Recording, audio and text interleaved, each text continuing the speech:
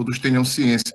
Antes de nós começarmos algumas informações, eu queria dizer para vocês que no nosso primeiro encontro, na verdade, nós tivemos algumas intercorrências, tivemos invasão hacker, e aí a gente resolveu criar uma forma da gente só dar acesso para aqueles que se inscreverem via Gmail no formulário que a gente fornece ali o link, né? Então, eu queria pedir que vocês orientassem seus alunos, colegas, tá? Que se inscrevessem efetivamente no formulário para poder ter acesso à sala, tá certo? Muito obrigado. Ótimo. Perfeito. Dito isso, na verdade, eu quero agradecer a presença de todos e de todas. Eu não sei quantos são do Pará, quantos são do Rio Grande do Sul, de outras regiões, mas quem sabe você se identifica aqui, de repente, se você for do Sul, você coloca bar, e se você for do Sul, você coloca égua, tá? O nosso termo que a gente usa, o termo que a gente usa, que substitui o bar, na verdade, né? Ao invés de falarmos lá bar, a gente fala égua. É um termo que o paraense que não fala não é paraense, não é verdade, Glauber? Então, se você é paraense, se você é gaúcho, você coloca bar. Se você é paraense, você coloca égua. Aí, se você é paraense, mas está morando no sul, como eu, você coloca assim, bate, não, égua-te, né? Você pode colocar égua-te, que aí identifica os dois locais. Tá? E aí, se a gente fosse juntar norte e sul agora, numa frase, a gente poderia dizer que esse evento vai ser Pai d'Égua-te, ou seja, muito legal. Pai d'Égua, o termo pai d'Égua no Pará significa algo muito legal. Então, por exemplo, quando a gente vê alguma coisa muito legal, a gente fala, aquilo é pai d'Égua, né? Então, aqui a gente vai falar que esse evento é um evento pai d'Égua-te, certo? Muito bom. Muito obrigado a todas e a todos pela participação. É muito bom poder, nesse momento, né, de crise que nós estamos vivendo na saúde, na política, na economia, a gente poder estar conversando sobre um elemento tão importante, sobre um assunto tão importante que é a educação musical. Há quem pense, pode acreditar, há quem pense que não é tão importante, mas é fundamental para a formação humana, é fundamental para a vida. E nós, educadores musicais, artistas, nós precisamos a cada dia empunhar essa bandeira, precisamos nos assumir como educadores musicais e brigar, no bom sentido, para que a educação musical, de forma efetiva, esteja em todos os tempos, em todos os espaços, esteja efetivamente na sociedade e a sociedade perceba a sua importância. Então, encontros como esse que estão acontecendo agora, não só esse, mas outros, mais tarde a professora Ana Souza vai sair para um outro evento, são eventos que fortalecem, sem dúvida nenhuma, a educação musical. Fortalece exatamente toda essa luta que nós temos já ao longo de tanto tempo, né, em prol da educação musical. Então, a participação de vocês aqui muito me alegra. Quero saudar, cumprimentar aqui a professora Adriana, que já vai ser apresentada pela nossa mediadora. Agradecer à professora Adriana toda a sua simpatia, todo o seu carinho, por estar aqui conosco. Agradecer também à professora Cristina, que é de muito tempo, né, que está conosco aqui. Agradecer ao Glauber, que iniciou esse projeto conosco, que está nos assessorando, nos ajudando a pensar nesse trabalho. O Daniel, que está aqui também, por trás dos bastidores. E o professor Rui Enderson, também, que nos acompanha nesse trabalho. Agradecer à professora Eliana Coutrin, que é coordenadora do curso de licenciatura em música da Universidade do Estado do Pará, da qual eu faço parte, já há 20 anos aproximadamente, e é uma satisfação ter vocês aqui. E para que eu não fique falando muito, eu vou passar a palavra agora para a nossa mediadora, a Bárbara Cecília Spor, essa jovem acadêmica, pesquisadora. Atualmente ela estuda, é graduanda em bacharelado em História pelo Centro Universitário Internacional Uninter, Montenegro, Rio Grande do Sul, e graduando em música, licenciatura pela Universidade Estadual do Rio Grande do Sul, unidade de Montenegro. Ela participa de atividades junto ao grupo de pesquisa e educação musical, diferentes tempos e espaços, onde realiza pesquisas na área de educação musical. Ela foi monitora da disciplina História da Música 2, na instituição citada, juntamente ao projeto Ação Comunitária da Fundarte, administra oficinas de violão nas escolas de ensino fundamental do município de Montenegro. Cursa também violão no curso básico de música na Fundação Municipal de Artes de Montenegro, a Fundarte, e as suas áreas de interesse são educação musical, ensino de violão, história da música e história da arte.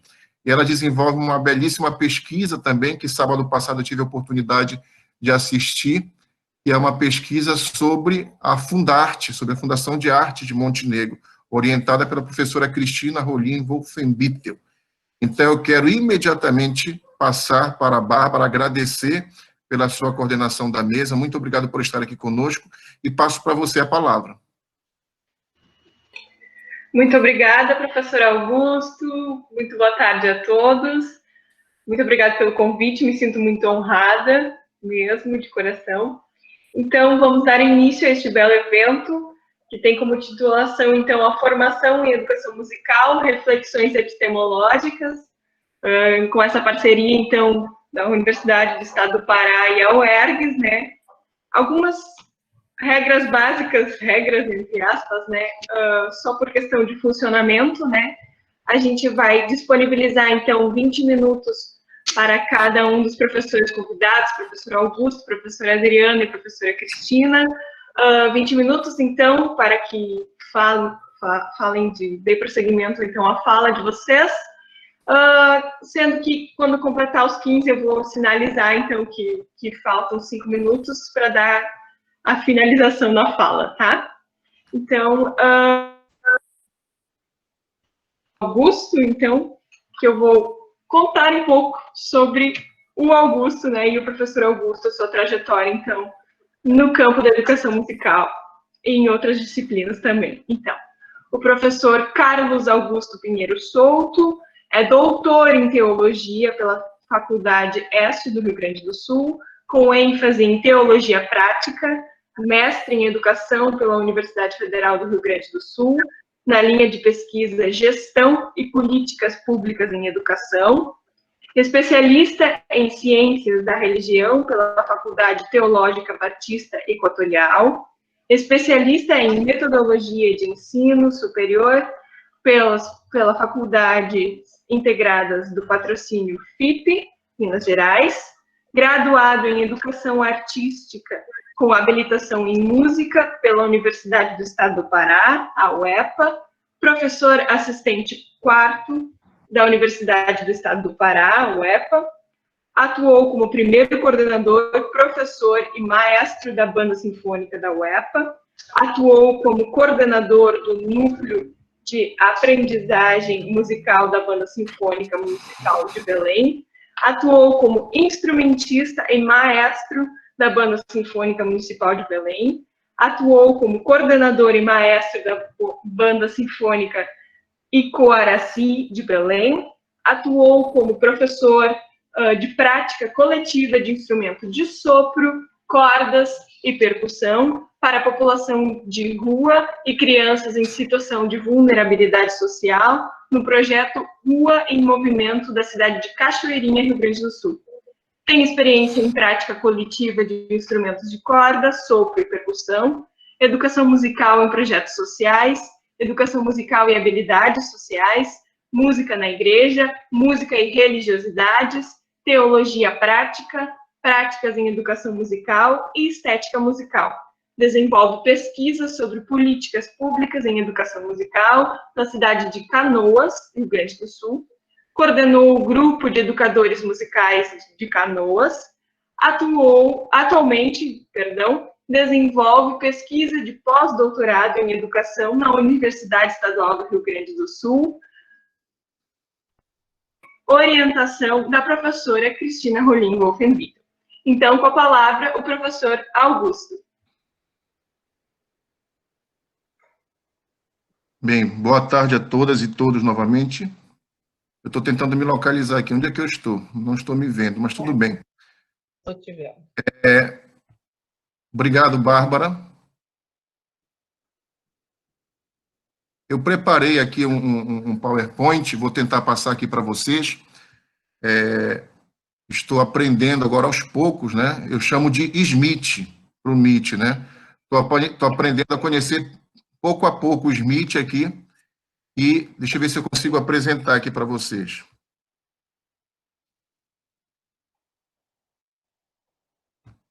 Só um instantinho.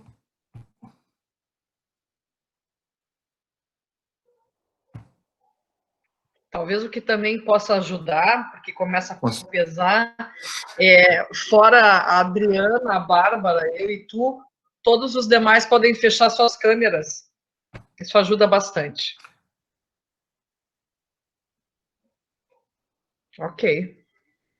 Deixa eu carregar um pouquinho aqui. Conseguem ver? Sim. Sim. Uhum. Que legal. Estamos vendo. Sim. 1-0 já para mim. Parabéns. Legal. Então, esse tema, a formação do educador musical, é um tema já que eu posso dizer que, assim, eu vou usar o termo me incomoda, desde que eu comecei a dar aulas de música, na verdade, principalmente na universidade. Iniciei na Universidade Federal do Pará, em 1997, e depois foi aprovado no concurso para professor na Universidade do Estado do Pará, onde estou até hoje. E sempre, ano após ano, a gente vai repensando nossas práticas, a gente vai pensando exatamente o que significa ser um professor de música, o que significa ser um educador musical. Geralmente eu sou muito questionador, eu questiono muitas coisas, questiono tudo, na verdade. Eu questiono sobre política, eu questiono sobre a própria vida, eu fico pensando e, ao mesmo tempo, eu tento responder essas perguntas. Essas respostas, não que sejam as corretas, mas são algumas respostas que me vêm à mente a cada pergunta que eu faço. Então, quando eu pensei nesse tema, a formação do educador musical, reflexões epistemológicas, juntamente com a professora Cristina, eu já comecei a fazer algumas perguntas, né? E já tentei responder algumas. E depois comecei a recorrer a alguns livros, algumas obras, para tentar buscar, na verdade, essas respostas, ou me aproximar um pouquinho mais dessas respostas. Eu quero começar exatamente com a seguinte pergunta: por que refletir sobre a formação do educador musical? Eu acho fundamental que a gente pare agora, porque não se trata apenas de falar, de conversar, de discutir sobre a educação musical, sobre a formação do educador musical, mas se trata efetivamente de uma reflexão seguida de uma ação, uma reflexão que possa ser efetivamente operacionalizada nos diversos locais, nas diversas regiões do Brasil, que a gente possa refletir e que essa reflexão seja efetivamente geradora de ações. Por que eu falo isso, queridos? E aí me permitam fazer uma pequena provocação. Eu tenho conversado muito com a professora Cristina sobre isso, e às vezes nós conversamos entre nós sobre a educação musical e fica entre nós essa conversa. E eu considero fundamental que isso alcance uma abrangência social. Mas isso só vai alcançar essa discussão que nós estamos tendo aqui agora, as discussões que nós temos no nosso grupo de estudo, no nossos grupos de pesquisa, só vão reverberar, digamos assim, socialmente, se o educador musical levar isso para os seus ambientes de trabalho. Então, a gente precisa dar efetividade para as reflexões que nós temos. Caso contrário, nós vamos ficar refletindo, e as ações efetivas que são as que transformam essa ação que vem que é resultado de uma reflexão séria, comprometida, engajada, ela acaba não acontecendo. Então, por que refletir sobre a formação do educador musical? Se a gente está refletindo sobre a formação do educador musical, é porque, no mínimo, a gente pensa, digamos assim, em uma novidade para a educação musical, para o educador, para a atuação do educador musical. Nós não estaríamos, talvez, refletindo sobre a formação do educador musical se tudo estivesse bem. Não sei se vocês concordam comigo. Mas se nós estamos refletindo sobre a formação do educador musical, é que nós, como Viscante, como seres inacabados, nós pensamos que há possibilidades, sem dúvida nenhuma, de nós revermos algumas questões, de nós pensarmos outras questões, de nós aperfeiçoarmos o que tem sido feito, o que nós estamos fazendo na nossa atuação como professor de música, como educadores musicais. Então, a primeira pergunta, na verdade, todas as respostas vão ser norteadas por essa questão: por que refletir sobre a formação do educador musical? E eu coloquei um primeiro ponto que pode ser, talvez, mas baseado na nossa vivência, é um ponto crucial. A resposta que eu cheguei foi o seguinte: porque é fundamental considerar que a educação musical não está adstrita à formação de instrumentistas. Vou repetir. Por que refletir sobre a formação do educador musical? Porque é fundamental considerar que a educação musical não está adstrita, de forma reducionista mesmo, à formação de instrumentistas. Mas a educação musical, ela trata da educação para a vida, por meio da música. E aí, educar musicalmente nesse sentido vai além do ensino dos códigos musicais, vai além da compreensão harmônica e rítmica de uma determinada obra ou uma determinada prática instrumental. Muito embora seja importante, mas a educação musical trata para algo maior do que essas questões colocadas aqui. Trata-se, portanto, a educação musical de uma educação integral, que contemple as diversas dimensões dos seres, do ser humano. E aí eu gosto muito de um texto de Edgar Williams, de 1962, quando ele diz o seguinte: não basta saber tocar sonatas de Beethoven ou rapsódias de Liszt para poder ensinar música às crianças. Se trata, pois, de algo distinto, penetrar na natureza íntima da música e compreender seu rico conteúdo humano. Quando nós aprendíamos piano e solfejo, eu vou colocar um parêntese aqui, trombone de vara e trompete, e aprendíamos o tá, tafaté, fitá, éramos jovens demais para compreender de acordo com que princípios nos ensinavam a arte musical. Uma arte ou uma ciência? Era uma educação ou um adestramento? Então, essa questão digamos assim, chega para mim com muita força, com muita potência.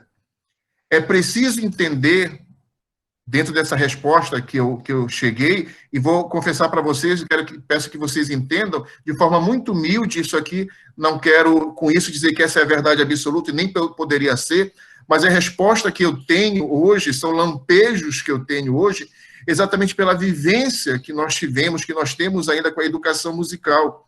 A educação musical está para além do concerto, a educação musical está para além da apresentação na escola, a educação musical está para além de um grupo tocando flauta doce, não que não seja educação musical, mas está para além disso, está para além de você dominar técnicas musicais, está para muito além disso. Eu não quero dizer com isso, queridas e queridos, que nós, educadores musicais, na nossa formação, nós não temos que ter esses elementos. Claro que nós temos. Nós precisamos da linguagem musical, nós precisamos dominar a semântica, a sintaxe musical, nós precisamos conhecer de harmonia, nós precisamos tocar os instrumentos, mas a educação musical, ela vai para além disso, e como educadores musicais, nós precisamos estar abertos a essa dimensão muito maior que tem a educação musical. Por que refletir sobre a formação do educador musical? A segunda resposta que eu humildemente apresento é o seguinte: a educação musical não deve ser considerada apenas como uma disciplina, um conteúdo ou conhecimento específico, mas como um saber. E por que como um saber? Porque o saber, ele expressa sentidos mais abrangentes e articulados que envolvem todo um conjunto de conhecimentos metodicamente adquiridos, mais ou menos sistematicamente organizados e suscetíveis de serem transmitidos por um processo pedagógico de ensino. Então, falar em saber significa falar num sentido mais amplo e articulado com outros saberes, um saber que não se isola, um saber que se envolve com a psicologia, um saber que se envolve com a antropologia, um saber não só se envolve, estabelece ações efetivas em favor do que é mais precioso, que é o ser humano. Então, eu costumo dizer para os meus alunos o seguinte: infelizmente, os saberes, as ciências, elas se colocaram como concorrentes. A educação musical é uma coisa, a antropologia é outra, a psicologia é outra. Então, essa concorrência entre si deixou de perceber o que é de mais importante, que é o ser humano.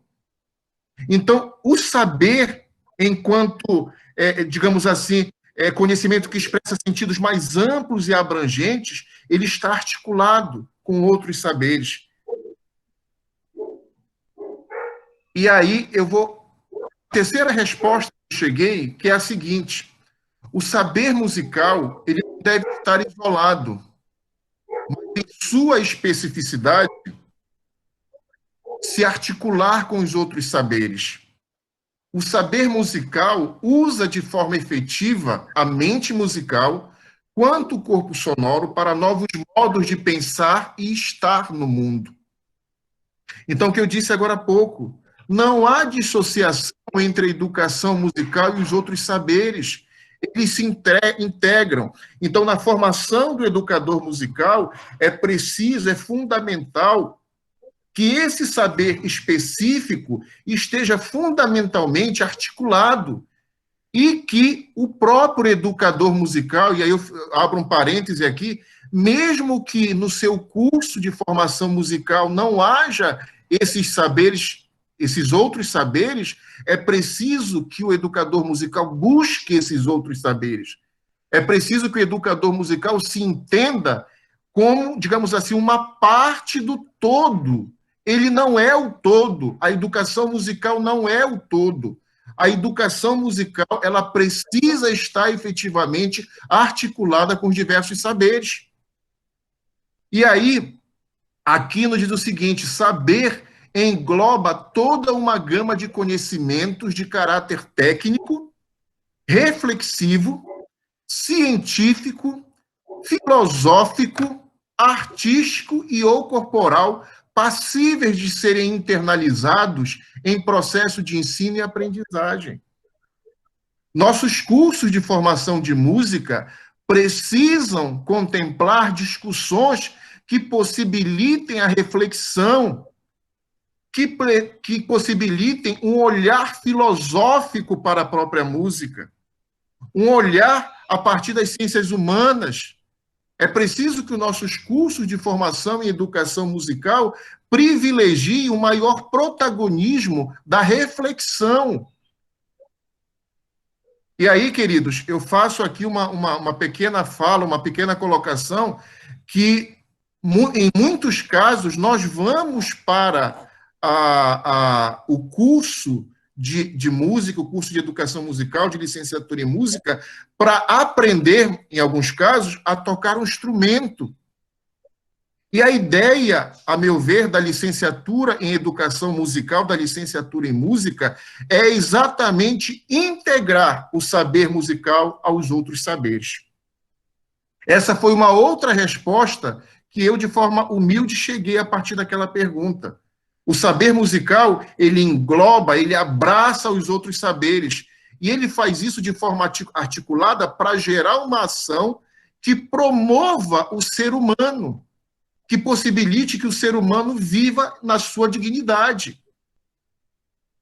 Eu fico pensando quantas vezes somos, exatamente por buscar essa certa perfeição da performance, essa certa perfeição daquilo que nós fazemos em relação a um grupo musical, nós muitas vezes privilegiamos aquele perfeito, aquele sem dificuldade motora, aquele sem dificuldade de fala, aquele que tem capacidade de repente, tocar uma música, cantar um trecho musical afinado, mas a educação musical não trata só desses. A educação musical também trata dessas pessoas com essas suas dificuldades. Eu lembro que certa vez chegou para nós um aluno que ele tinha apenas um dedo na mão direita, e nós estávamos na mão esquerda, e nós estávamos trabalhando com flauta doce. O que fazer com uma criança num grupo de flauta doce que tem apenas um dedo na sua mão esquerda? Esse aluno precisa ser incluído. Só que, em muitos casos, em muitas vezes, esse aluno é descartado, porque ainda há uma concepção dos vocacionados em música, ou dos vocacionados para a música. E a educação musical, esse saber musical, ele é democrático. Esse saber musical é para todas e para todos. Esse saber musical não pode ser isolado para aquele que pode pagar.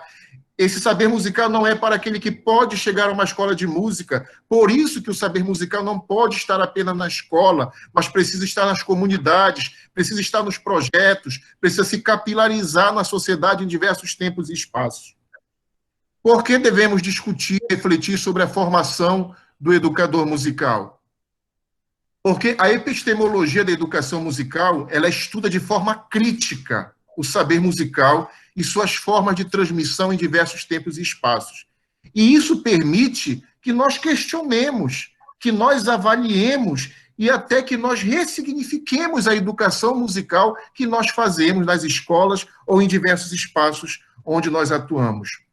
A educação musical, nesse sentido, ela não é um saber estático, ela se movimenta, ela se desconstrói, ela se reconstrói.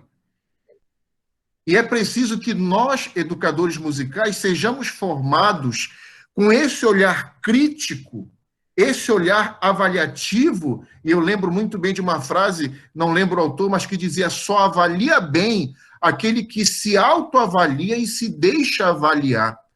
Então, é fundamental que, como educadores musicais, estejamos numa prática constante de autoavaliação de nossas práticas, repensando nossas formas de atuação, desconstruindo nossa forma de atuação, reconstruindo nossa forma de atuação e permitindo que o nosso aluno, que o nosso educando tenha essa desconstrução e reconstrução como referência, para que um determinado modelo padrão estático não se eternize nas escolas, nos espaços onde a educação musical é realizada. A educação musical não está desconectada dos aspectos econômicos, políticos e sociais. E quando a gente pensa em epistemologia... Oi. 5 minutos. Ok, querido, obrigado. Quando nós pensamos em educação musical, nós precisamos pensar nos aspectos econômicos, políticos e sociais. Não se trata de discutir apenas a questão da educação musical. Se trata em discuti-la relacionada aos processos econômicos, políticos e sociais que envolvem a educação musical. Essa educação musical é socialmente engajada. Não é um privilégio de alguns ditos vocacionados, mas é para todas e para todos. A educação musical é um saber imprescindível na formação humana, não apenas porque desenvolve uma determinada competência técnica. E, infelizmente, a gente costuma ver isso, mas porque é arte. E como arte lida com a dimensão cognitiva, afetiva, social, psicológica e religiosa do ser humano. É imprescindível por isso, porque a arte engloba todas as dimensões do ser humano, a música pode envolver e desenvolver todas essas dimensões. É um erro pedagógico, diz Geraldo Suziga, muito grande considerar a música nada mais que em si mesma. Todas as artes, como a música, são atributos diretos das faculdades humanas, físicas, mentais e afetivas. Há um recorrente conflito entre educação musical tecnicista e humanizadora, libertadora. Podemos dizer que no Brasil, a partir de pensadores como Paulo Freire, bem como sindicatos e entidades científicas ligadas à educação, as políticas educacionais passam a ter outro olhar para a formação de professores. Contudo, tais intervenções tornam-se um campo de conflito em que as ideologias se apresentam na perspectiva de manter o status quo da sociedade burguesa ou da transformação da realidade social. A escola e as instituições de formação de professores são exemplo disto, pois nestes espaços educativos, interesses distintos se apresentam em seu cotidiano, seja no projeto político-pedagógico que rege as intervenções do sujeito dessas instituições, no planejamento dos professores, nas intervenções da direção ou na organização política dos docentes e comunidade em geral. É nesse contexto conflituoso que o profissional da educação musical, e eu incluo da educação musical, está atuando. Um ambiente que é fruto de um sistema político que interfere no processo de formação dos sujeitos críticos nesses diferentes espaços, seja ele formal ou não formal. O grande desafio para a existência de uma educação musical que caminhe sob os pressupostos da educação como prática da liberdade, ou seja, uma educação humanizadora, é a preparação do educador musical. Eu só vou ter uma educação musical transformadora, humanizadora, se na formação do educador musical, essa formação humanizadora, libertadora for contemplada. Se a visão for tecnicista, o educador musical reproduzirá provavelmente isso. Se essa formação for humanizadora, for libertadora, ele, sem dúvida nenhuma, ele também manifestará isso e oportunizará um maior protagonismo das diversas classes, das crianças, adolescentes, no sentido de libertação, no sentido de transformação do seu contexto social. Quanto mais refletirmos sobre a formação do educador musical, a partir de um olhar humanizador e libertador, mais nos aproximamos de uma educação musical que transponha as amarras tecnicistas que a engessam. Um dos problemas da educação musical tecnicista é considerar o aluno apenas pelas respostas musicais que ele pode dar, sem considerá-lo de forma integral, valorizando-o como ser humano independente do seu pronto retorno no que diz respeito ao domínio técnico musical. Maurice Martenot propõe o desenvolvimento integral do ser humano pela música. Martenot entende o ensino e a aprendizagem da música como uma área do conhecimento que envolve e desenvolve o ser humano em sua totalidade. Nesse sentido, a música, enquanto arte, deve repercutir no todo, e não apenas em partes específicas. O próprio conceito de arte aponta que a integralidade do ser humano, aponta a integralidade do ser humano. Ernest Fischer escreveu que a arte pode levar o homem de um estado de fragmentação a um estado íntegro, de ser íntegro total. A reflexão sobre a formação do educador musical norteará, portanto, novas reflexões sobre as bases epistemológicas para a educação musical. Ela norteará caminhos para uma formação docente que privilegie o educador musical crítico, socialmente engajado e transformador. Possibilitará uma postura crítico-social em sua ação docente. E aí eu vou citar aqui Libânio, que fala sobre a pedagogia crítico-social. Ele diz o seguinte: a pedagogia crítico-social toma o partido dos interesses, estou terminando já, toma o partido dos interesses majoritários da sociedade, atribuindo à instrução e ao ensino o papel de proporcionar aos alunos o domínio de conteúdos científicos, os métodos de estudo e habilidades e hábitos de raciocínio científico, de modo, veja só, de modo a irem formando uma consciência crítica face às realidades sociais e capacitando-se a assumir no conjunto das lutas sociais a sua condição de agentes ativos de transformação da sociedade e de si próprios. E aí eu acho que finalizo aqui. É necessário, respondendo à primeira pergunta, por que refletir sobre a formação do educador musical? É necessário que, antes de pensar nas especificidades da linguagem musical, o educador musical compreenda e perceba e compreenda onde está inserido. Kohreuter e Carter contribuem entendendo que a formação dos educadores musicais deve refletir sobre as condições sociais do país, sobre a função social da música. É fundamental que o educador musical compreenda e se posicione frente às desigualdades sociais, que impedem, em muitos casos, que algumas crianças não tenham acesso ao ensino da música. Isso não é porque ela não é talentosa, não é porque ela não pode desenvolver, é porque as desigualdades, as assimetrias sociais impedem que ela tenha acesso à música. É igualmente importante que o educador musical promova espaços democráticos de ensino da música. A educação musical não é apenas para o espaço escolar, ela precisa estar nos diversos espaços sociais, e as ações precisam ter perenidade, precisam ser contínuas. É premente que o educador musical esteja pronto para contribuir com a criação de políticas públicas para a educação musical no Brasil, exercendo influência na comunidade onde está inserido. E aí eu finalizo.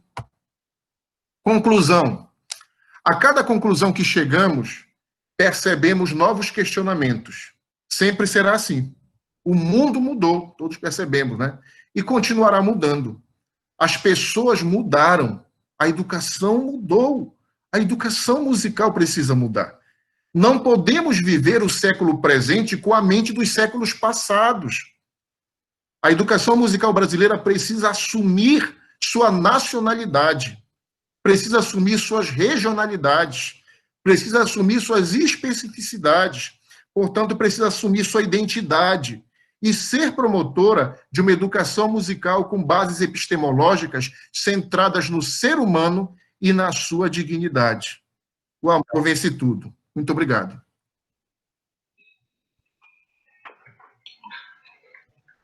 Muito bem, professor. Belíssima fala. Muito obrigada. Isso. Palmas. Desculpa cortar, mas, enfim, a gente vai seguindo aqui.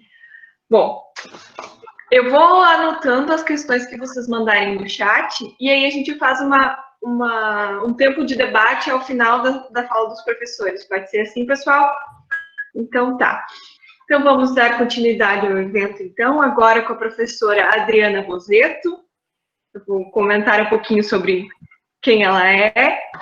Então, é pós-doutora na Faculdade de Educação da Universidade de São Paulo, a USP, sob supervisão de Maria Graça Setton, que acho que é assim o sobrenome, doutora em Música, Educação Musical, pelo Programa de Pós-Graduação em Música da Universidade Federal do Rio Grande do Sul, a URGS, mestre em Música, Educação Musical e bacharel em Música, habilitação piano, pela Universidade Federal do Rio Grande do Sul. Professor adjunto 4 do curso de Música e Licenciatura da Universidade Federal do Pampa, a Unipampa, campus Bagé.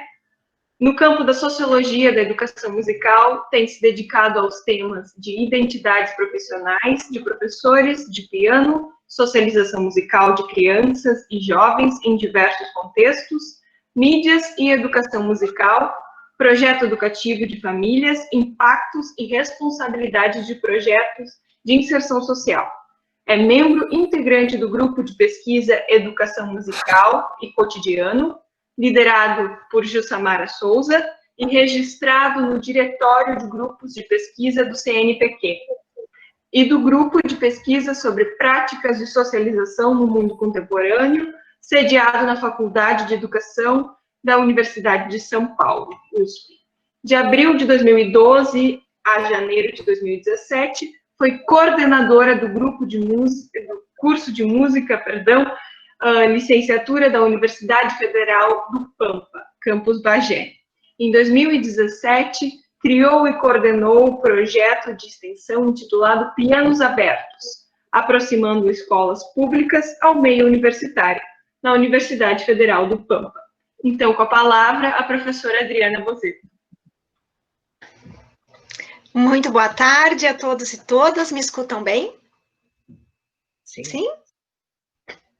Bom, então, em primeiro lugar, uma saudação novamente à Bárbara, que nos recebe tão calorosamente nessa tarde de quinta-feira, aos meus colegas aqui, a Cristina e o professor Augusto, e tantos queridos e queridas discentes do curso, da UEPA, colegas do Grupo Cotidiano, a professora Maria Cecília Torres, colegas da Unipampa, a Profilaira, meu querido também colega José Santos, José Daniel, que está em Aveiro, em Portugal, Jenny, quantos queridos e queridas que aqui estão, né, nesse meio virtual que tanto nos desafia, porque a gente perde aquela interação um pouco mais corporal, um pouco mais energética, mas a gente não pode se entregar, né? A gente precisa achar possibilidades de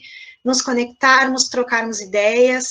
Então, um carinho muito grande também aos meus queridos o Renato Borba, que está aqui, vai saber por que eu digo alunos da UERGS. Eu não os tenho mais, mas sempre me ensinando. Então, o Borba foi um aluno muito marcante na minha vida.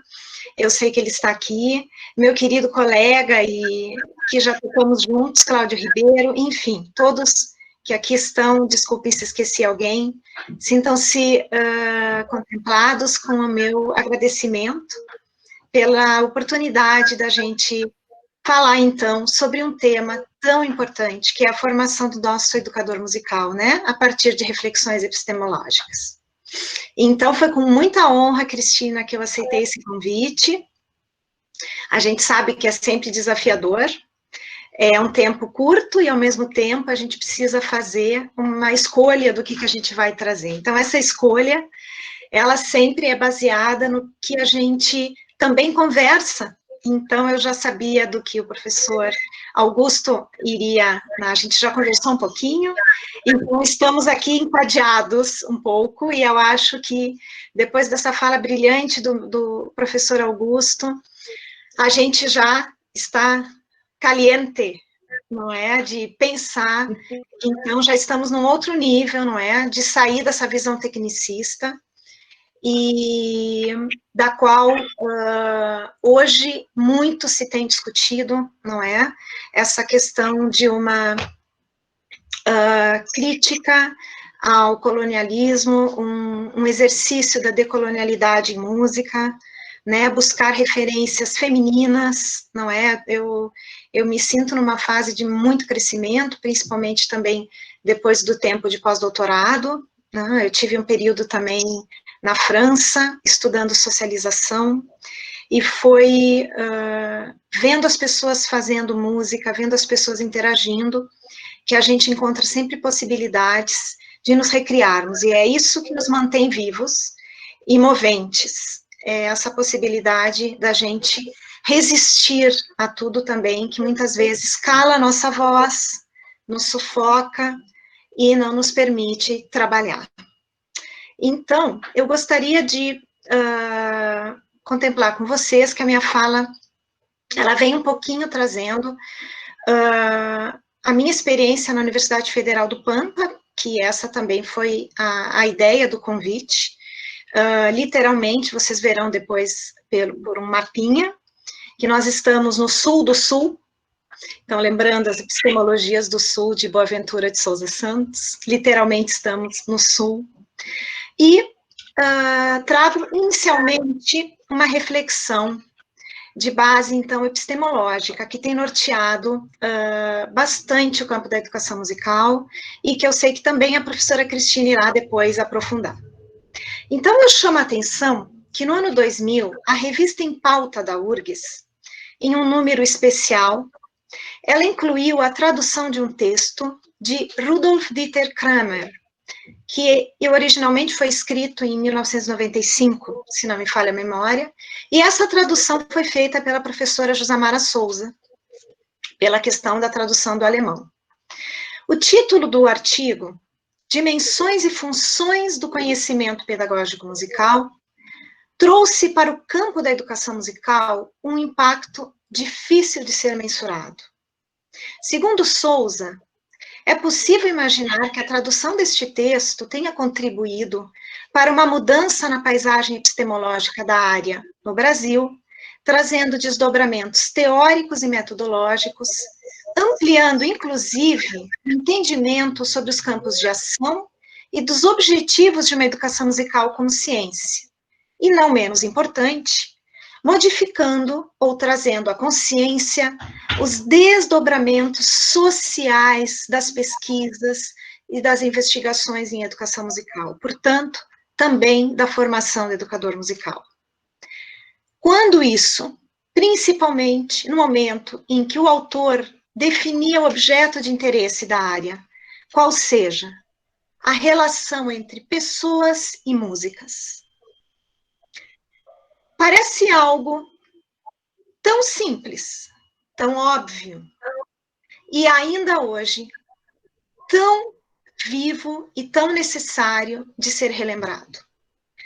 Há 20 anos, mais ou menos, que temos, então, a oportunidade de ver um imensurável número de citações em teses, em dissertações, em artigos, tanto na Ampom, na ABEM, em vários campos da educação musical, como um texto referência. Nessa perspectiva, amplia o campo empírico para a pesquisa em educação musical, trazendo, então, os ensinos e aprendizagens que acontecem em múltiplos espaços da sociedade. Então, aquilo que o professor Augusto já falou, não é? A música está em todos os lugares, a educação musical está na vida. Ou seja, esses espaços incluem aulas particulares de instrumento, aprendizagens musicais em família, a música nas igrejas, as socializações religiosas, musicais, a música, sim, no espaço escolar, nos espaços de lazer, através das mídias, de tantos grupos vocais e instrumentais, entre inúmeros outros espaços. Sei que a professora Cristina também irá abordar essa perspectiva, mas eu a trouxe aqui pelo desafio de contextualizar, então, como que eu ingressei na Unipampa e que bagagem eu levava comigo quando cheguei lá sozinha em 2012, um curso muito lutado pela comunidade, pela área da educação, dos colegas das letras, de alguns alunos do IMBA, que depois eu falarei também. Enfim, um desejo muito grande de que houvesse um curso de música numa cidade tão cultural e tão rica quanto Bagé, lá no sul do Rio Grande do Sul, mas que era um campus ainda em que protagonizava as engenharias, e que eu lembro bem a época, a primeira aula, eu ia ser recebida pelo coordenador acadêmico, eu não fui recebida, e eu entendi aquilo, né, muitos afazeres, era uma pessoa extremamente querida, me acolheu muito bem logo depois do concurso, mas o que eu fiz? Eu tinha 25 alunos loucos para terem a primeira aula com um professor específico da área de música, eu fui lá e dei a aula da minha vida. Eu me preparei tanto ou mais do que para a aula do meu concurso. Então, nessa perspectiva, venho de uma formação na pós-graduação e justamente me encontro no campo da sociologia da educação musical, em que é impossível a gente separar o fazer música do ser humano, como diz a professora Josamara, de uma prática social.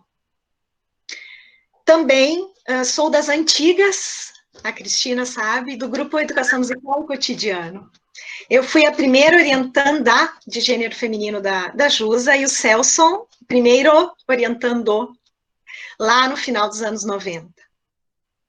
Naquela época já trazíamos temas desafiadores para a academia. Eu tratava do professor particular de piano e ele dos músicos de rua.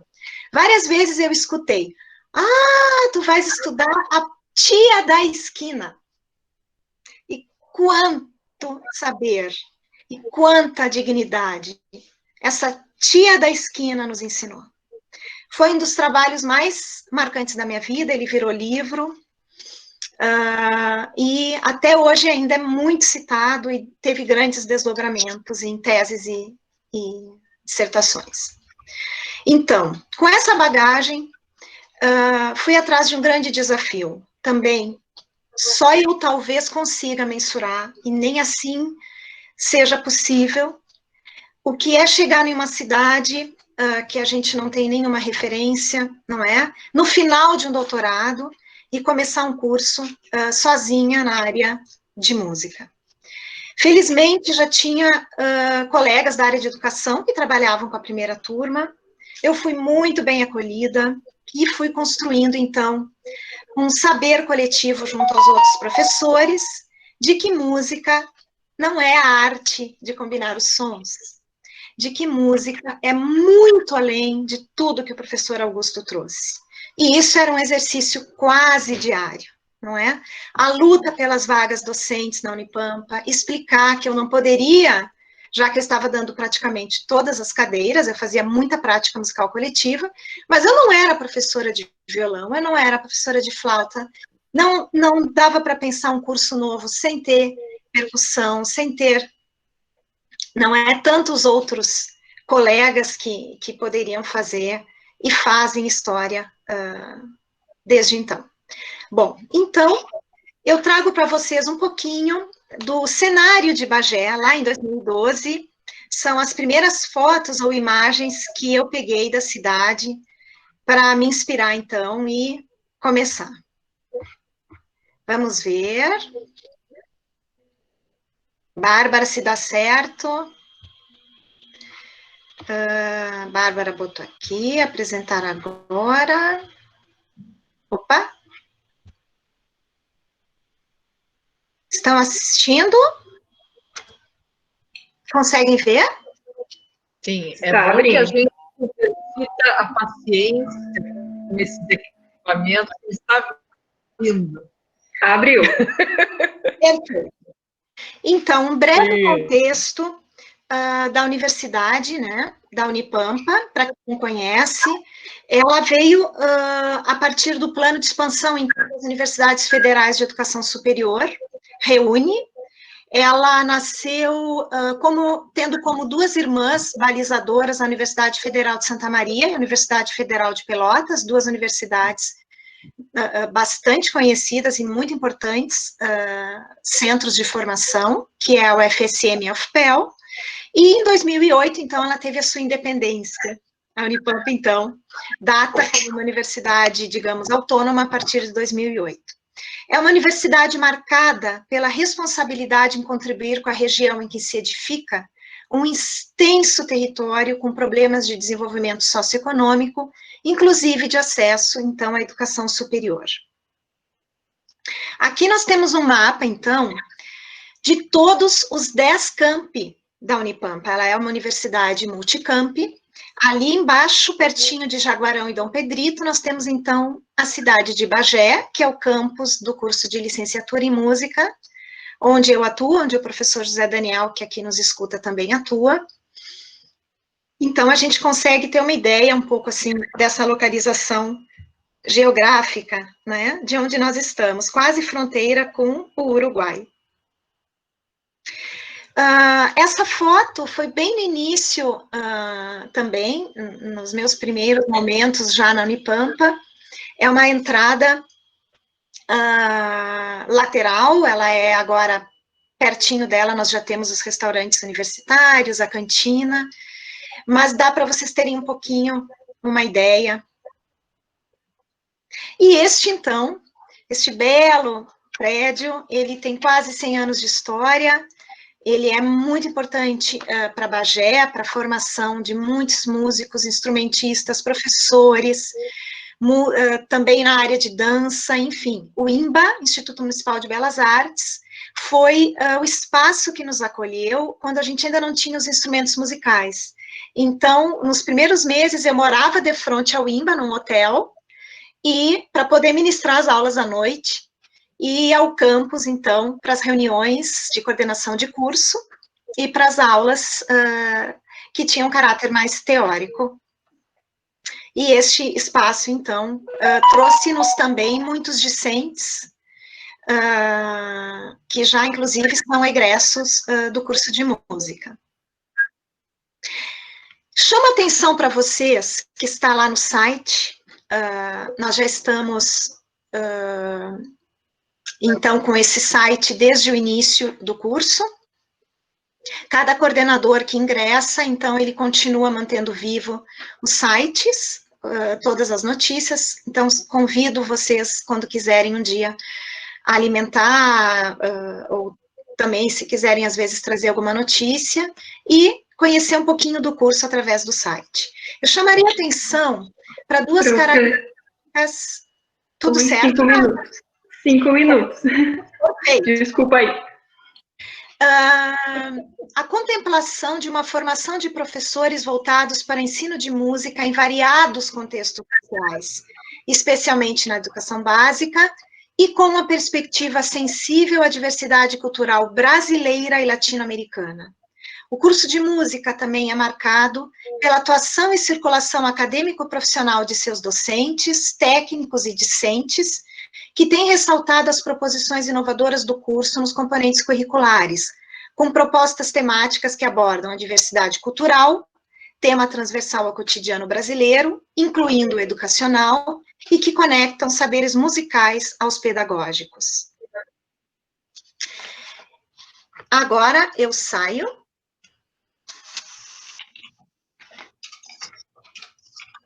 Fecho aqui. Voltei. Bom, destacaria, então, nesses momentos finais, né, da Unipampa, para vocês compreenderem um pouco, então, dessas bases epistemológicas, desse contexto da universidade, entendendo que nós estávamos e estamos numa universidade muito jovem, com um projeto institucional, de desenvolvimento institucional arejado, jovem, em constante buscas, em constante transformação. Eu destacaria algumas potencialidades que estão previstas no nosso atual projeto pedagógico, pensando, então, no nosso licenciando, na formação do nosso egresso. Um deles, corroborando com o professor Augusto, é uma visão ampla e crítica dos espaços em que se aprende e ensina música, considerando as múltiplas possibilidades do fazer musical em sociedade, sendo através das práticas coletivas ou individuais. Reconhecimento à pluralidade cultural na qual estamos todos e todas inseridos, respeitando e promovendo o acesso à música de diferentes períodos, gêneros, culturas, etnias. Diria que, neste atual momento, mais que nunca, estamos promovendo uma discussão da decolonialidade em música, do quanto os nossos espaços de formação, né, nos nossos bacharelados, nos nossos cursos de graduação, foram racistas, ou ainda são, e que esse trabalho é um trabalho coletivo e de muita coragem, e que nós não podemos mais voltar atrás. Nós precisamos falar, sim, de negritude, de branquitude, de mulheres compositoras, e dar voz a nós mesmos e mesmas também nessa luta. Também pensamos no respeito às diversas áreas de conhecimento, articulando saberes e possibilidades de construção coletiva. Nós temos, então, já na Unipampa, muito consolidada a área de educação, a área de letras também, tem muitos projetos já em parceria com vários professores. Outra perspectiva, conhecimento e compreensão do mundo vivido, de modo que a prática de ensino e aprendizagem de música esteja ligada ao fazer musical significativo de seus alunos. Abertura a novas possibilidades metodológicas, com disposição para aprender continuamente e agindo de forma criativa e inovadora nas diversas dimensões, não é? Tanto culturais, artísticas, científicas, tecnológicas. Um exercício, fundamentalmente, contínuo de um pensamento crítico e reflexível sobre o nosso papel. O que é o educador musical? Por que ele tem importância na nossa sociedade? Nessa dimensão, então, Kremer lembra algumas das tarefas da área de educação musical. Ou seja, nesta formação, o que foca é compreender e interpretar os fenômenos pedagógico-musicais, descrever e esclarecer, conscientizar e transformar. Essa é uma das grandes potências do campo da música, do campo da educação musical, sempre aberto às outras áreas de conhecimento com as quais ele dialoga, já trazidas também pelo professor Augusto. E nessa busca, então, eu finalizo com um último slide, Bárbara. Tu abres para mim?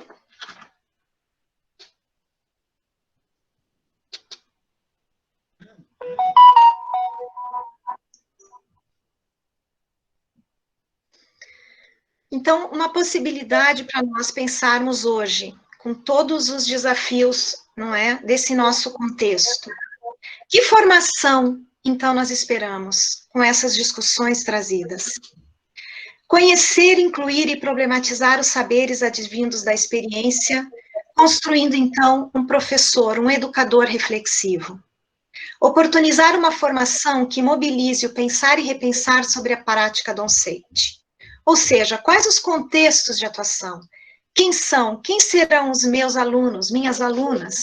Quais suas potencialidades, suas músicas, suas motivações?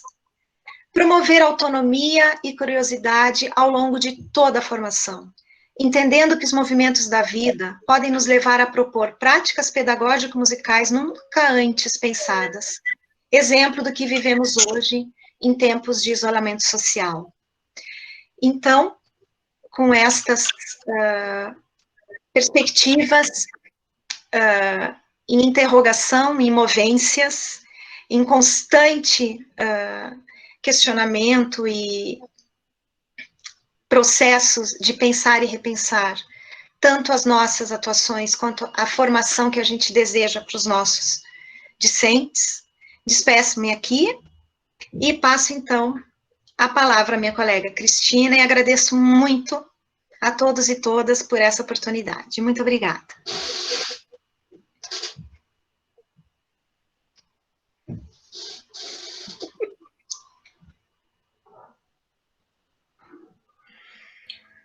Olá, pessoal. Vocês conseguiram ver o último slide?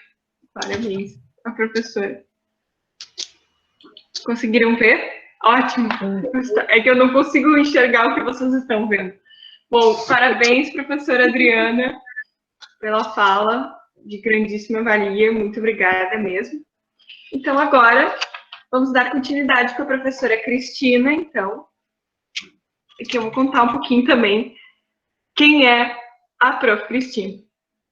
Cristina Rolim Wolfenbüttel, então, é pós-doutora, doutora e mestre em Educação Musical pela Universidade Federal do Rio Grande do Sul, especialista em Informática na Educação, ênfase em Instrumentação pela Pontifícia Universidade Católica do Rio Grande do Sul, licenciada em Música pela Universidade Federal do Rio Grande do Sul, coordenadora do curso de especialização em Educação Musical na Universidade Estadual do Rio Grande do Sul, Unidade Montenegro, professora do Programa de Pós-Graduação em Educação da Universidade Estadual do Rio Grande do Sul, assessora do Comitê de Artes e Letras da Fundação de Amparo à Pesquisa do Rio Grande do Sul, a FAPERGS, orientadora de bolsistas de iniciação científica e extensão em Música e Artes da FAPERGS, CNPq e UERGS, coordenadora dos grupos de pesquisa Arte, Criação, Interdisciplinaridade e Educação, e Educação Musical, diferentes tempos no CNPq, vinculados ao UERGS. Coordenadora da Biblioteca e do Núcleo de Culturas, Ciências e Diversidade da Secretaria Municipal de Educação de Porto Alegre. Diretora Regional Sul da Associação Brasileira de Educação Musical e integrante do Comitê Gaúcha do Folclore e da Fundação Santos Hermann. Então, com vocês, a professora Cristina. Boa tarde, boa noite. Para mim já está escurecendo aqui. Eu quero agradecer muito também a possibilidade de estar nessa mesa e quero inicialmente saudar o professor Augusto, meu querido colega, meu parceiro querido, que tem ajudado tanto nesse trabalho que a gente está fazendo, então, esse dar as mãos da Universidade do Estado do Pará e a Universidade Estadual do Rio Grande do Sul. Quero agradecer imensamente também minha querida colega, amiga Adriana Bozetto, que aqui está, que aceitou participar conosco nessa mesa e que nos alegra tanto, e a querida Bárbara Amada, nossa acadêmica, pesquisadora. A Bárbara é pesquisadora, está fazendo, então, uma pesquisa extremamente importante sobre a Fundação Municipal de Artes de Montenegro, que acredito que todos os que estão aqui tenham, de alguma maneira, tido um contato com a Fundarte. Então, assim, a gente se dá as mãos, e é uma alegria ver todos e todas aqui, compartilhando esses saberes. Em outros momentos serão vocês que aqui estarão falando, a gente só está, nesse momento, falando alguma coisa, mas é importante que todos nós possamos falar, e falar muito, darmos altos brados sobre a educação musical, principalmente nesse momento que nós precisamos nos unir. E estes encontros virtuais têm nos possibilitado isso, coisa que nós não conseguiríamos, com certeza, em outros momentos, fisicamente, porque aqui nós estamos unindo o Brasil, de norte a sul, de leste a oeste.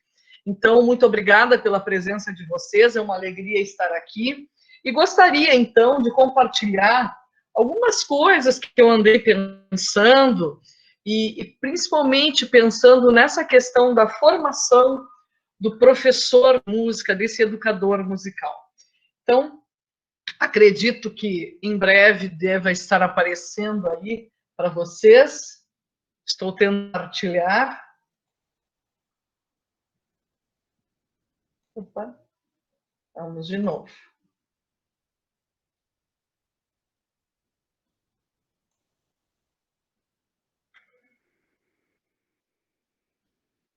Ok, acredito que agora vai. É um exercício excelente de paciência que nós temos a cada momento que vamos, então, trabalhar com a tecnologia. E é bom isso também, eu acho que é um bom exercício para nós. Ok. Está aparecendo aí? Agora saiu, Pro. Sim, agora eu fui embora. Cris, pareceu que tu saiu da reunião. Mas agora eu penso, acho que eu voltei. Será que não? Vê se está aí. Que interessante. Deu. Agora sim. Agora está abrindo. É. Vamos ver. É isso? Vamos ver.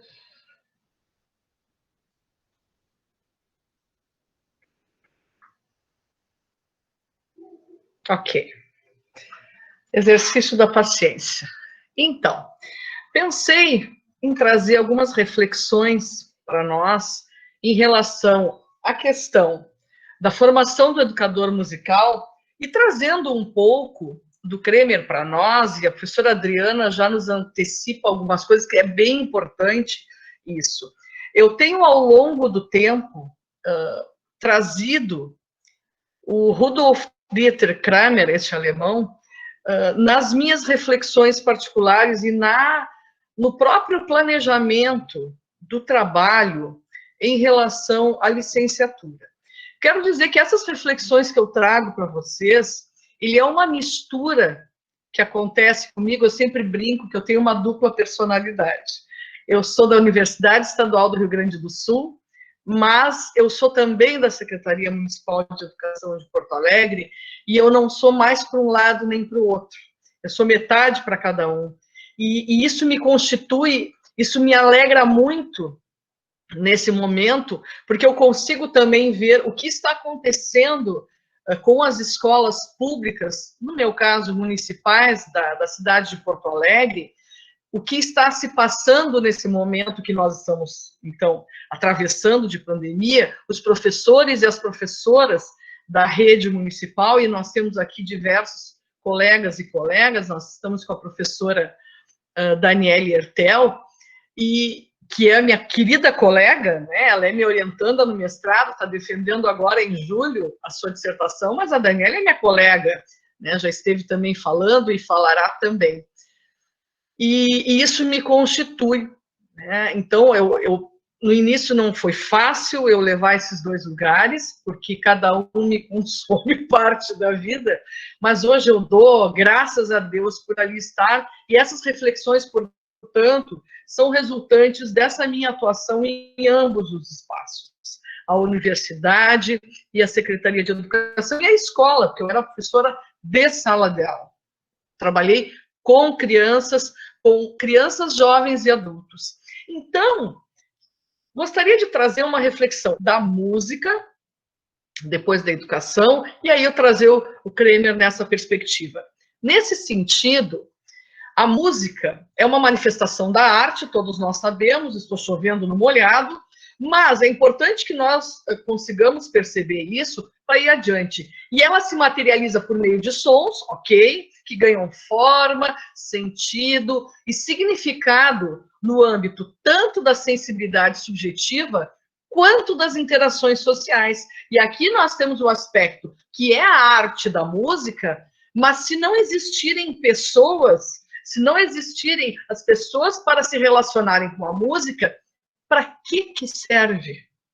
Então, tudo a gente volta para um objetivo principal, que é o ser humano. O professor Augusto também traz isso. Se nós não fizermos música para sermos felizes, e por outra, se nós não fizermos educação e educação musical para sermos felizes e fazer as pessoas felizes, de nada vai adiantar. De nada vai adiantar o que a gente fizer. Então, esse é o ponto de partida. Então, e nesse sentido dessas interações, esse resultado de saberes, de valores que são estabelecidos por dentro, então, da cultura que nos faz, né, que nos constitui. E a ampliação, portanto, e produção dos conhecimentos musicais passam por diversas ordens no nosso ser. Pela percepção, pela experimentação, pela reprodução, pela manipulação, enfim, de tantas maneiras. E se é assim, essa é uma forma importante de nós pensarmos as nossas aulas, quer seja com crianças, jovens ou adultos. Não importa a faixa etária, o aprendizado se dá e nós temos que experienciar. Não quer dizer que nossos alunos da licenciatura sejam de mais idade, que eles não precisem passar por isso. Nós precisamos brincar com música. Nós precisamos ser felizes também na universidade. E parece que a gente tem que sofrer, né? A gente tem uma tradição infeliz nesse nosso contexto humano que parece que se nós não sofrermos, não vamos aprender. Então, isso é uma coisa que eu gostaria muito de desconstruir. Claro que não é fácil, muitas vezes, a gente entender.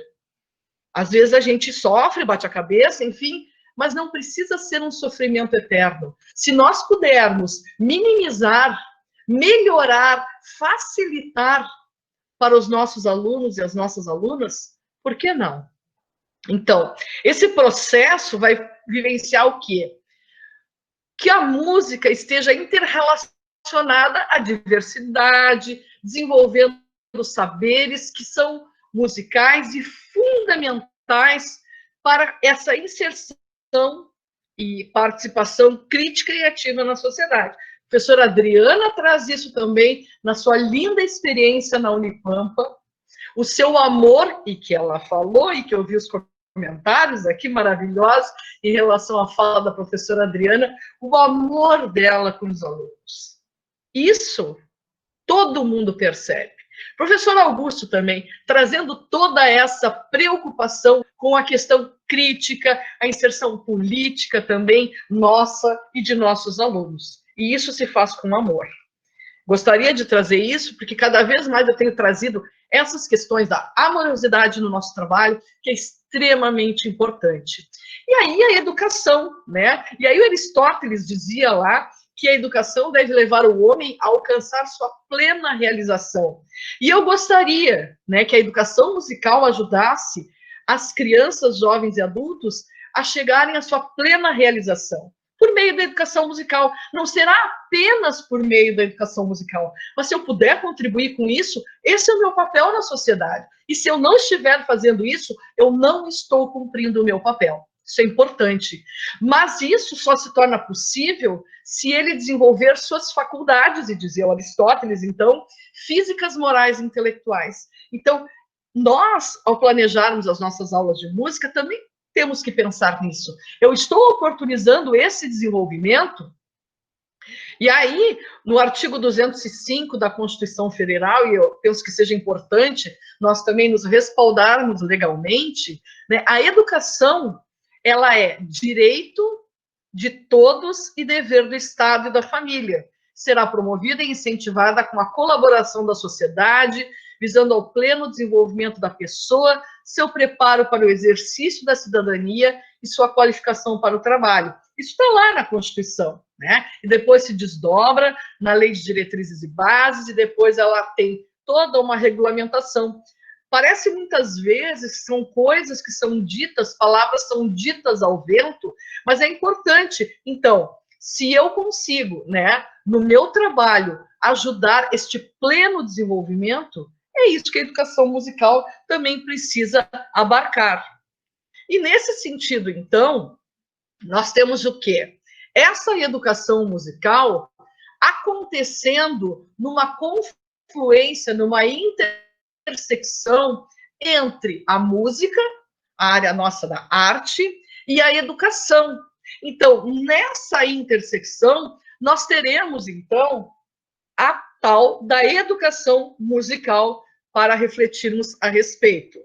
Então, aí eu trago uma imagem do Kremer, não sei se já conheciam, este é o Rudolf Dieter Kremer, aqui está o texto, que a professora Adriana Bozetto já referenciou, ele está publicado numa edição que foi histórica, né, em 2000, lá do Instituto de Artes da Universidade Federal do Rio Grande do Sul, com a importante tradução da professora Jusamara Souza, que também traduz um texto do Bastian, que também é importantíssimo para nós. Então, eu chamo a atenção, está disponível online para que todos possam ler.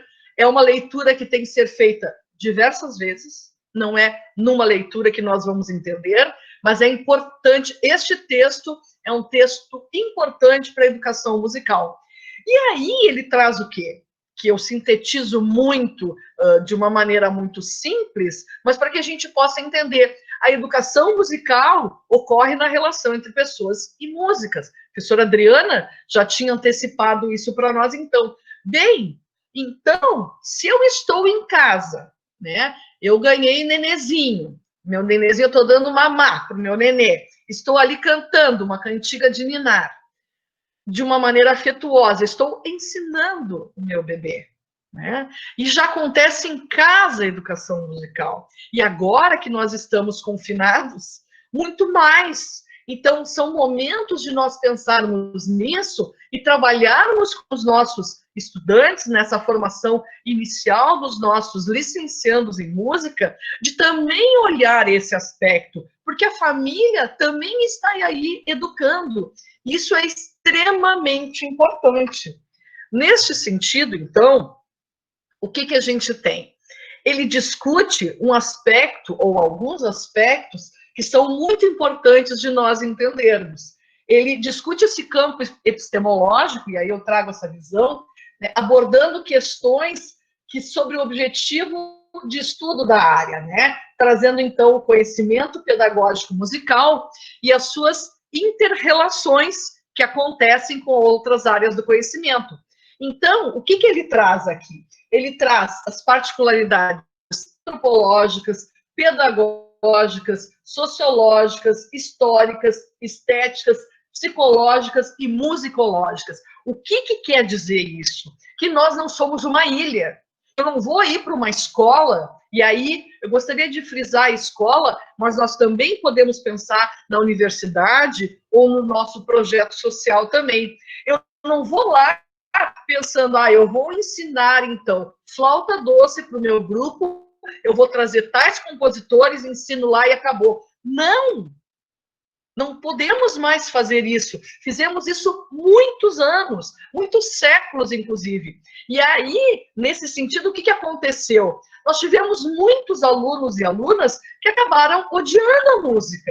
E aí a gente matou uma coisa que é fundamental para a vida do ser humano, que é principalmente a apreciação musical. Eu consegui escutar uma música, deleitar-me com a música, porque tantas coisas foram feitas, e eu não preciso citar exemplos, cada um de vocês deve conhecer, de tantas coisas que foram feitas em nome do ensino de música, que matou a coisa fundamental, que é a importância da música na vida do ser humano.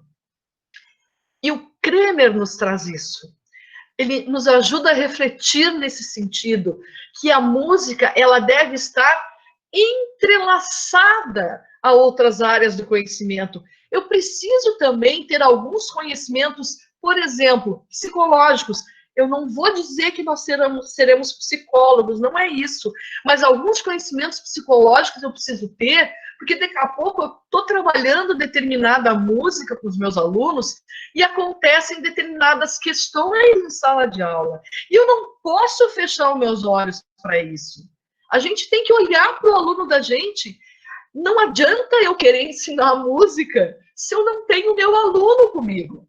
E aí, tantas outras questões sociológicas, daqui a pouco o meu aluno está sem comer. E quantas vezes a gente já pegou o aluno em sala de aula com fome, e eu não estou falando só em escola básica. Eu estou falando em universidade, gente. E aí adianta eu querer ensinar o instrumento. Volto para o que o professor Augusto falou. Sim, nós temos que saber tocar, nós temos que saber ler partitura, tudo isso nós temos que saber. Mas nós precisamos olhar primeiro para o nosso aluno, para que ele esteja preparado e que seja possível receber isso. Então, são tantas questões que estão transversalizadas à educação musical, que eu volto a dizer uma coisa que eu sempre digo: não é fácil ser professor de música. É muito mais difícil, porque além dos conhecimentos musicológicos, que são vários, eu tenho que ter os conhecimentos pedagógicos. E dentre esses outros conhecimentos, toda uma inter-relação que surge aí e que vai se dar nessa relação entre as pessoas e as músicas no que diz respeito ao ensino e aprendizado de música. Então, vocês entendem como o Kremer é extremamente importante para nós entendermos o nosso papel de educadores musicais. Não é uma coisa simples, não é qualquer coisa, é uma responsabilidade enorme. Como, de resto, a educação é uma responsabilidade muito grande para todos nós. Não é um bico, absolutamente. Quem pensa em ingressar na licenciatura em música para dar aula nos momentos de folga, sinto muito, não vai conseguir, né? Ou vai ficar frustrado. E eu gostaria, eu acho que eu ainda tenho um pouquinho de tempo, né, Bárbara amada? Tá. Eu quero trazer uma outra pessoa que eu gosto. Na verdade, agora completou 15 minutos, tem 5 minutos ainda, Pro. Isso aí, obrigada, amor. Então, quero trazer um pouquinho para nós refletirmos a Stella Jorgensen. Gosto muito do trabalho dela. Esse trabalho, particularmente, eu extraí do Transforming Music Education, que ela, então, é maravilhoso, essa educação musical transformadora, que ela traz conceitos, então, sociológicos, ela, inclusive, faz referência ao próprio Paulo Freire, e é importante que a gente pense, eu acho tão lindo o que ela diz o seguinte: a música, quando inserida em uma proposta educacional transdisciplinar, né, ou seja, de várias áreas, pode ser inter, poli, trans, deve transcender expectativas meramente recreativas ou performáticas. O professor Augusto falou isso. Não é só tocar na escola ou em outro lugar, fazer o grupinho, né? Mas também buscando o quê? Oportunizar descobertas de mundo. E sim, na nossa aula de música, nós podemos ajudar as pessoas a descobrirem o mundo, desvelar os universos de significados que são intersubjetivos, porque nós nos relacionamos com música, os quais, então, são possíveis apenas através do desenvolvimento dessa forma de expressão artística. Não estou dizendo aqui, a Estelle também não está dizendo, que é a mais importante, mas há especificidades da nossa área de educação musical que é nossa, e que nós temos que conhecer isso. Isso é extremamente importante. E aí, ela fecha nesse pensamento dela, né, que a educação musical pode, então, abrir uma janela para o mundo. Isso é lindo, porque se a gente pensar que a gente consegue abrir uma janela para que os nossos alunos possam ver além do que eles veem no seu espaço, isso é transformador. Transforming Music Education. É essa a ideia que a gente, então, tem e que gostaria de compartilhar com todos vocês nesse momento, então, tão importante. Então, aqui eu tenho as referências, né, do que eu vi, o que eu trouxe para vocês, e quero dizer o seguinte: este momento que nós vivemos, ele é um momento ímpar, né? Nós estamos passando por um momento extremamente desafiador, mas nós podemos ter, nós temos alternativas. Ou a gente sucumbe, e muitos colegas e muitas colegas de nós estão sucumbindo, e aí cabe a nós também olhar esse colega, essa colega, e tentar ajudar para não sucumbir e muitas vezes não enlouquecer. E isso faz parte do nosso trabalho também. Está dentro uma das dimensões da educação musical, nossa como profissional também. Mas a gente pode olhar também como um desafio que nos abrirá uma janela para o mundo. E quanto mais nós conseguimos transformar nesse momento pandêmico, enlouquecedor, mais nós conseguiremos fazer com que as pessoas nos olhem e dizem: educação musical. Olha só os professores de música se virando nos 30, que estão se virando nos 30 ultimamente, e vocês estão percebendo isso, e vocês estão fazendo isso. Nós estamos fazendo isso. Então, que nós sejamos essa possibilidade de abrir essa janela para nós construirmos, com certeza, um mundo melhor, um mundo mais amoroso, um mundo em que nós consigamos conviver em sociedade e, principalmente, um mundo em que nós possamos nos dar as mãos, ajudarmos uns aos outros e ajudarmos os nossos alunos. Então, era esse o recadinho que eu tinha para vocês. Espero ter ajudado um pouquinho nessa reflexão. E a gente está aí para seguir adiante. Um beijo para todo mundo. Muito obrigada, professora Cristina. Muito obrigada pela fala. Bom, então agora eu deixo um espaço aberto. Nós temos algumas questões que foram comentadas no chat. Eu não sei se as pessoas que... Eu vou dizer o nome das pessoas e aí, se vocês quiserem perguntar mesmo, vocês, os professores, vocês estão abertos agora, tá? Ana Amélia Maciel, ela tá por aí. Se ela quiser comentar.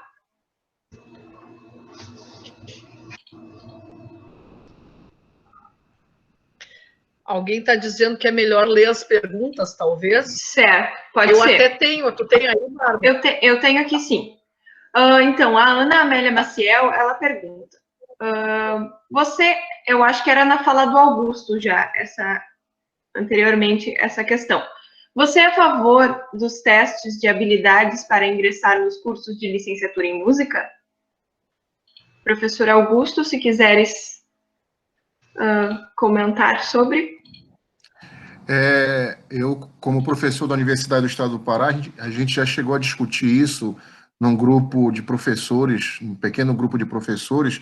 A minha ideia é a seguinte: a música é oferecida no ensino médio, a gente oferece música no ensino básico, e por que a gente cobra para ingressar no ensino superior? Sabe, particularmente, eu acho extremamente injusto isso, extremamente injusto. Então, o que acontece? A exclusão começa exatamente por aí. Tá? Eu acho fundamental que entendamos, na verdade, a gente não pode cobrar aquilo que a gente não dá. É fundamental que nós criemos, que nós lutemos para a construção de políticas públicas para que as nossas escolas no Brasil estejam com o educador musical desde os primeiros anos, e que isso acompanhe as crianças. Aí, quando você vai fazer o vestibular para música, porque você tem um talento, você sabe, por exemplo, tocar uma música no violão, você toca uma música no piano, você ouve uma música e consegue acompanhar, mas aí você não pode entrar porque você não tem leitura musical. Você tem a musicalidade, mas a tua musicalidade é medida pela capacidade de tu ler uma partitura. E nós somos... A musicalidade do ser humano é muito maior do que compreender os signos musicais. Você está entendendo? Então, ou nós entendemos que isso é fundamental, ou nós vamos continuar tendo essa dificuldade. O que acontece? Você chega lá, domina o código musical, consegue tocar uma partitura ao piano, fazendo a música lá, fazendo as notas musicais, as figuras rítmicas, e isso é musical? Isso é ser musical? Eu acredito que não. Eu acredito que os habilitatórios em música precisam ser repensados imediatamente. De norte a sul do Brasil, os habilitatórios em música precisam ser repensados. Ou então, muda-se de nome. Né? Ou então a gente pensa no bacharelado em música, que exige uma competência musical anterior. Você está entendendo? A professora Cristina citou agora há pouco. Nós nascemos com a música, a criança, a mãe canta para a criança no começo da vida, ou seja, a música nasce conosco. E essa música que está conosco, ela precisa encontrar espaços na sociedade para ser desenvolvida, mas não encontra na escola, não encontra, na verdade, às vezes, nos projetos, nas comunidades onde essa criança está inserida, e quando ela tenta entrar na universidade com toda a sua musicalidade, ela é impedida, porque ela não sabe solfejar. O solfejo passou a ser, infelizmente, aquele que determina se você tem ou não musicalidade. Então, isso, a meu ver, está incorreto. Eu não concordo, particularmente, a minha posição é que a gente precisa repensar sobre os habilitatórios em música, ou então mudar o nome do curso. Inclusive, professor Augusto, complementando, pela legislação, não é possível, não se pode cobrar algo no ingresso, então, no teste seletivo para a universidade ou para o ensino superior, que a pessoa não tenha passado durante a sua escolarização. Portanto, é, inclusive, ilegal, além de imoral. Né? Mas, com certeza, não configura. Enquanto nós não tivermos música na escola, efetivamente, não seria legal essa cobrança. Bárbara. A Adriana... Peraí, gente, peraí. A Adriana tinha comentado que ela gostaria de falar. É muito rapidinho. Eu vou te anotar também. É muito rápido para poder deixar para o professor Zé Daniel e para o Roque. Perfeito, tanto Augusto quanto Cristina. Nós também não temos, nunca tivemos teste de habilidade específica. Isso seria mais um instrumento de exclusão. Então, acho que vocês já falaram muito bem, mas só para dizer, a Unipampa, o nosso curso também, não poderia, não teria e... no que depender das nossas lutas, não vai ter, porque não faz sentido por tudo que já foi trazido aqui. Né? A gente mata as musicalidades e elege outras como as legitimadas. Então, isso é muito, muito violento. Então, sigo para os outros colegas. Obrigada. Obrigado, Obrigada. José Santos, tu gostaria de comentar? Dar um mudo aqui, vamos ver. Ótimo. Boa noite. Boa noite. Salve, professor. O Roque estava na fila ou não? Ele está inscrito depois de ti. Então, pode falar. Bom, primeiramente, muito boa noite a todos, né? É uma honra poder ouvir e estar aprendendo com todos vocês, né? Eu rapidamente vou falar muito brevemente a minha história. Eu comecei muito tarde na música, né? Desenganado.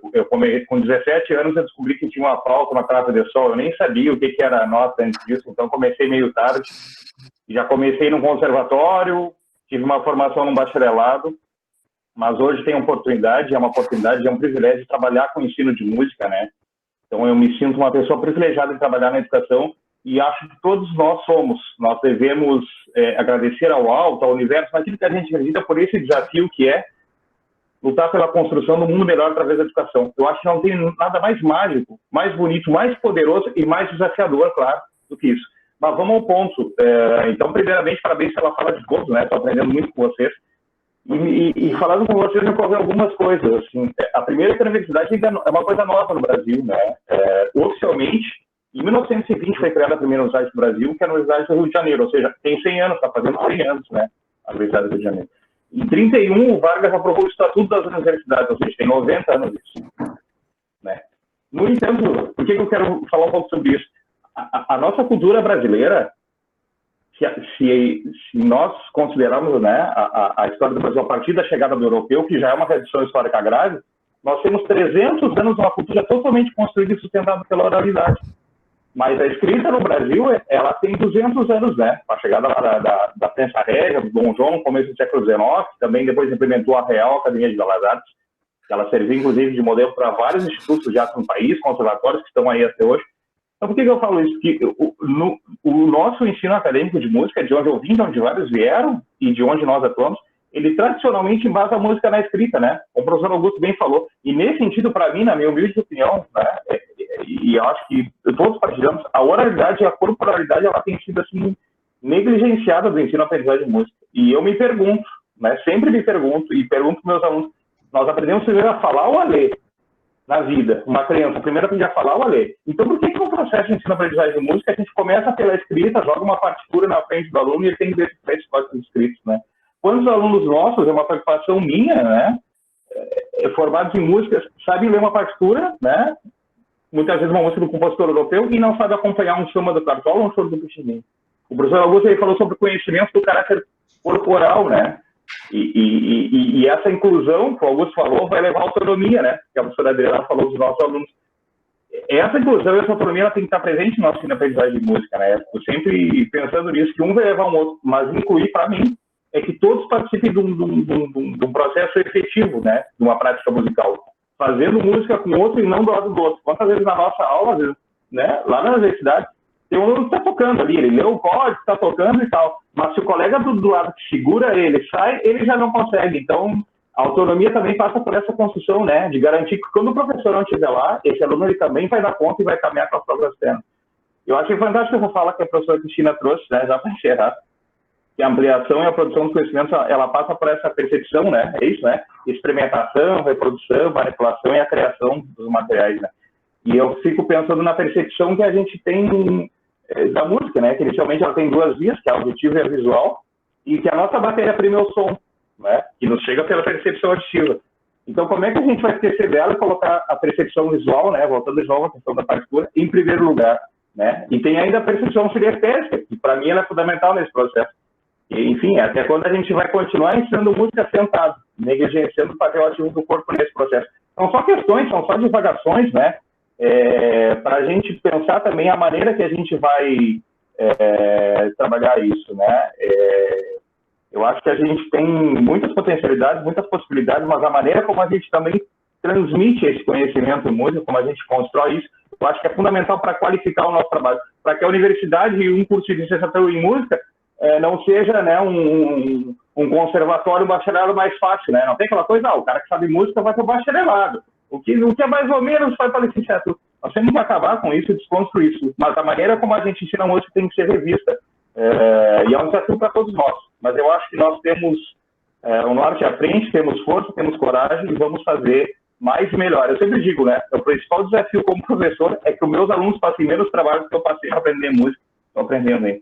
Mas era isso, desculpe que a fala foi longa, é só porque a fala de vocês me motiva muito a falar sobre esse tema. Parabéns a todos. Muito obrigada, José. Seguimos então, Roque, se quiser comentar. Então, eu estava ansioso aqui para falar, porque para dizer a essas 53 pessoas que estão agora assistindo, da felicidade de poder assistir isso e me sentir em casa, me sentir de um pensamento que eu há muito tempo desenvolvi e trabalhei, né?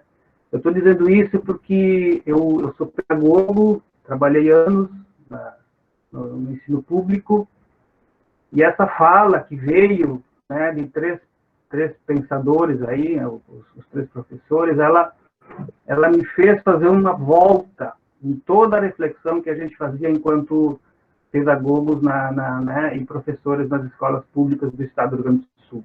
Então, esse é o primeiro elemento de dizer que eu não imaginava que essa discussão da inclusão, do saber musical, também tem esses elementos que a gente discutia lá né, na pedagogia. Esse é o primeiro elemento de dizer isso. E o segundo, eu toco essa gaita aqui na minha mão, não é para tocar o baile, não, tá? É só para dizer que esse acordeão eu ganhei quando criança, quando guri. Eu não sei porque cargas d'água, eu não me lembro direito como que eu perguntava isso, toda vez que eu via o meu pai e minha mãe. Um dia, num sábado, no interior do estado de Santa Catarina, no oeste, nós jogando futebol, eu levei 2 boladas naquele dia e eu saí do campo praticamente morto. Eu cheguei em casa e contei essa história para o meu pai, para minha mãe, e eles disseram para mim o seguinte: se você parar de jogar futebol, a gente te dá uma gaita. Tá aqui ela. Né? Agora, imagine, vocês voltem na história, pelo menos uns 35, 40 anos, quando não se tinha nada. Quando o cara que sabia música, ele aprendeu porque escutava, ele não tinha técnica, ele não sabia ensinar. E mais importante, a gente só podia ter aula quando chovia, porque daí não dava para ir para a roça, então o gaiteiro ensinava a tocar. Foi assim que eu aprendi as primeiras notas. E aí eu quero fazer uma referência à fala que acabou de virar aí e dizer para vocês da minha felicidade de poder estar cursando hoje o curso de música, porque se não fosse essa visão que se acabou de dizer, eu não estaria na universidade.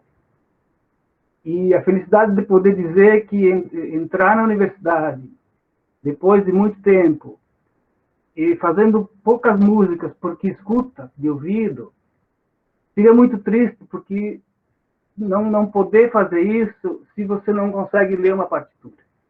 Então, reconhecer e dar os parabéns ao UERGS por abrir essa possibilidade para mais pessoas terem acesso ao conhecimento da música.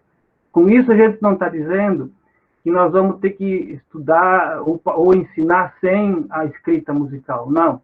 Nós estamos dizendo que aqueles que não têm escrita musical, mas que tocam ou que gostariam, têm a possibilidade de aprender. Então, eu queria compartilhar esse sentimento, e é muito, muito gostoso de poder dizer isso, a felicidade de poder estar nessa universidade e fazer da música mais uma das coisas que a gente, mais uma profissão minha, e dizer que hoje, quando eu começo a ler algumas partituras que o professor Júlio me passa, parece que tiramos uma venda dos olhos, a visão que se tem e a possibilidade que se tem nesse sentido. Então é isso, obrigado a todos. Muito obrigada, Roque, muito obrigada mesmo. Renato Borba, tá contigo a fala.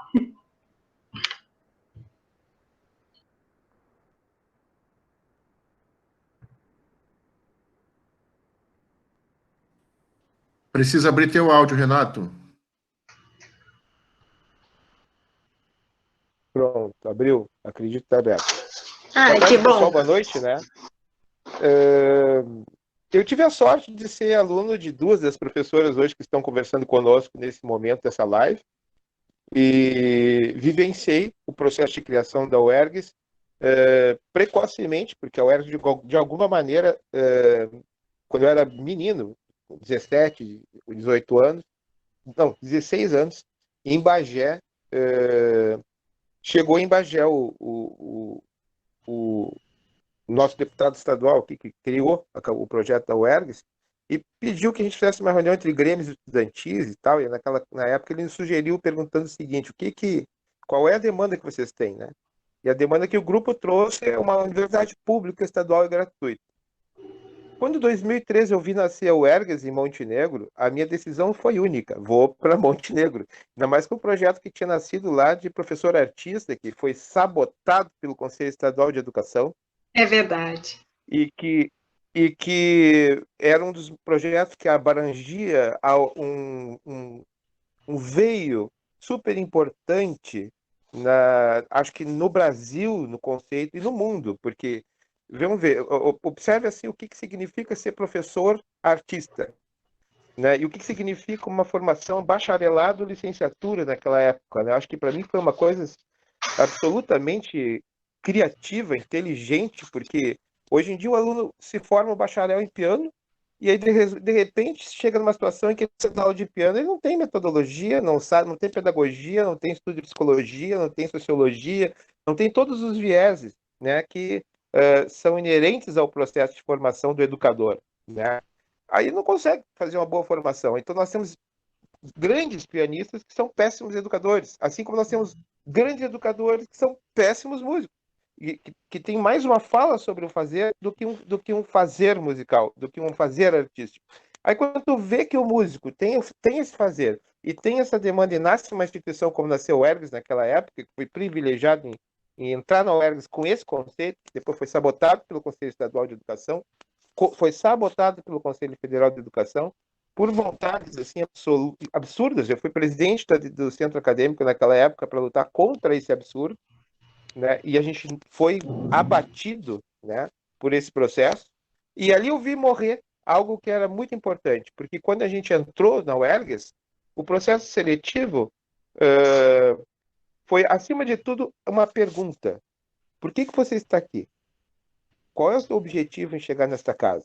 Onde você deseja chegar? O que te moveu para nos procurar e fazer música? Olha, essa é uma pergunta de caráter filosófico, de caráter reflexivo, que eu tive a honra de ter sido feita para mim no momento do meu ingresso. Antes de qualquer pergunta sobre o que eu sabia, estava ali sendo perguntado por que eu estava ali, né? E essa instituição nasceu com essa grandiosidade, né? Eu lamento imensamente que a UERGS tenha vir a óbito nesse sentido, né? Porque aí se perdeu o que todo mundo hoje nessa sala defendeu, que é a protagonização do ser, onde se pergunta ao outro, né? Onde se pesquisa no outro o porquê dele estar ali fazendo o que ele faz, onde isso aconteceu. Eu me lembro que nesses processos em que hoje, eu estou falando isso a respeito de por que, a questão que se levantou, né? Por que se está dando, ainda se valora o processo de provas específicas para o ingresso do aluno? Eu acho que não tinha que haver provas específicas, eu acho que as provas específicas limitam a federalização do conhecimento, porque se eu posso, por via do Enem ou por via de qualquer outro sistema, ingressar numa universidade em que meu sistema possa me aceitar na Bahia, no Rio Grande do Sul, tem gente que não vem do norte do país aqui para o sul para estudar aqui na Universidade Federal do Rio Grande do Sul, ou porque não tem acessibilidade. Não tem acessibilidade, tem que vir de lá fazer uma prova específica. Isso já aí é um processo excludente, porque aquilo que deveria ser federal se torna regional. E para que tu possa ingressar nesse ambiente regional, tu tens que estar aqui presencialmente. Então, né, isso já é excludente de uma maneira atroz. O processo em si seletivo já é excludente. As provas, as inúmeras provas que tu tem que fazer, tu faz prova de teoria, tu faz prova de solfejo, tu faz prova de arte, tu faz prova de leitura musical, e essas provas todas que tu faz, elas são provas de conhecimento, né? Eu acho que isso é desnecessário, né? Porque, enfim, tu não vai fazer provas específicas para ingressar numa faculdade de medicina, né? Mas tu tem que fazer para fazer música. É uma coisa ridícula isso, né? Então, quando eu paro para analisar o quanto a gente ainda está andando para trás no Brasil, nesse sentido, me dá dó de ver, né? Mas, assim, quando eu vejo a fala da Cristina falando sobre amorosidade, falando sobre a importância do educador protagonizar com o estudante, né, de música a sua fala, não a fala do professor, né? Eu me lembro quando entrei na universidade aqui na UERGS, que estava começando, né? O meu primeiro embate foi com a professora Júlia, que é uma mulher que eu amo pra caramba, e que, no entanto, né, quando nós estávamos falando sobre metodologias de leitura, o que ela estava nos trazendo como conhecimento, né? Eu parei, olhei, analisei, professor de música há muitos anos, e digo assim, mas essas metodologias não funcionam. E ela me olhou e levantou, saiu porta fora do quarto, fechou a porta e foi embora. Aí um colega me perguntou assim, né? Mas por que tu fez essa pergunta, Borba? Foi a pergunta mais linda que eu recebi naquele momento, porque eu fui condenado por ter feito esse questionamento pelos meus colegas, né? porque é incrível que pareça, o aluno entra na universidade baixando a cabeça para o professor, né, e se postando de uma maneira a não perceber-se protagonizador do seu processo, né? E isso é uma falha educacional que vem lá do ensino fundamental, né? Quando a gente organiza a sala de aula de maneira que o aluno se sente um atrás do outro, que ainda continuamos nesse ensino prussiano, né? Com em que os licença, sinais determinam as só uma. falas, né? Tu pode Então, ir finalizando, que a gente já está esgotando o nosso tempo aqui. Obrigadinho. Então, obrigado, Babi. Para encerrar, eu acredito que a validade da educação só tem sentido quando o espaço é aberto, inclusivo e protagonizador de várias ações de função de trazer o aluno a protagonizar, né? E acredito que os sistemas de avaliação brasileiro ainda são excludentes. E acho que a gente tem que avaliar isso. E tem que pautar nesse ponto a ação, a nossa ação reflexiva, como aonde a gente deseja caminhar e de que maneira a gente vai caminhar com os nossos alunos aos nossos lados, para que eles possam seguir os seus processos, né? Muito obrigado a todos. Cristina, meu beijo. Adri, saudade da minha professora de piano. Muito obrigado pelas falas de vocês. Beijo. Uma boa tarde a todos. Obrigada. Foi uma honra. Então, pessoal, muito obrigada pela participação de todos. Eu anotei todas as questões de vocês no chat, eu vou encaminhar para os professores. Se eu cometi algum erro aqui, eu peço perdão, me desculpe, mas é questão de protocolo mesmo. Então, agora eu passo a fala para o professor Augusto para dar a finalização na nossa reunião de hoje, que foi tão importante. Muito obrigada novamente. Eu vou ser bem rapidinho, tá? Eu quero agradecer novamente muitíssimo a professora Adriana, tá? E queria já convidá-la para as próximas que nós teremos, nós vamos ter outras oportunidades. Estarei sempre com vocês. Queremos ter você nesse time com a gente.